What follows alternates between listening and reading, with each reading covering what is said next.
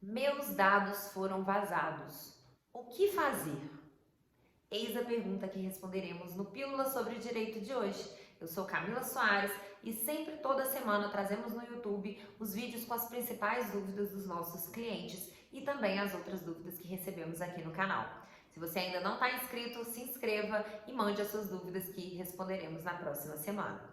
Bom, em caso de vazamentos de dados, o que nós podemos fazer de providências para resguardar os interesses dos consumidores, das pessoas que tiveram a violação dos seus dados?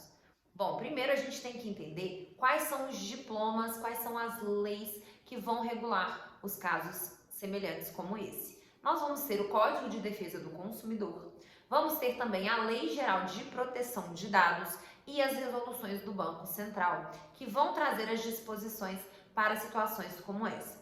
Se você não sabe se sofreu uma violação de dados, consulte o site fuivazado.com.br. Lá você pode, inclusive, se assustar com os resultados, pois todos nós já sofremos violações de dados no nosso CPF, RG, endereço de e-mail, o próprio endereço da residência, informações como filiação, se é casado ou não, score e uma série de outras situações.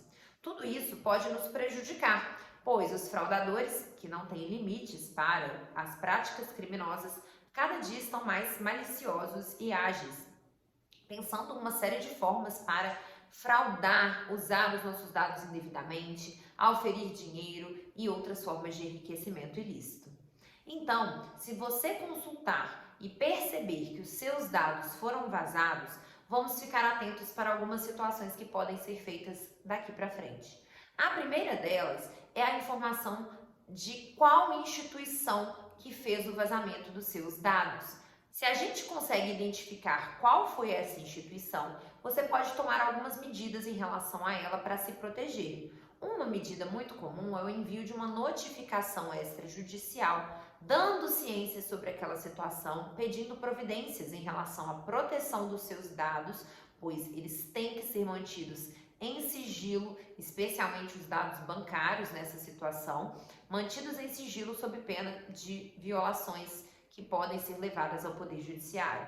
Registrar um boletim de ocorrência também é sempre muito importante, não só para fins estatísticos, pois a gente sabe que às vezes é difícil que a polícia leve adiante aquelas investigações, mas principalmente para te proteger em relação a situações futuras que venham a acontecer utilizando indevidamente os seus dados.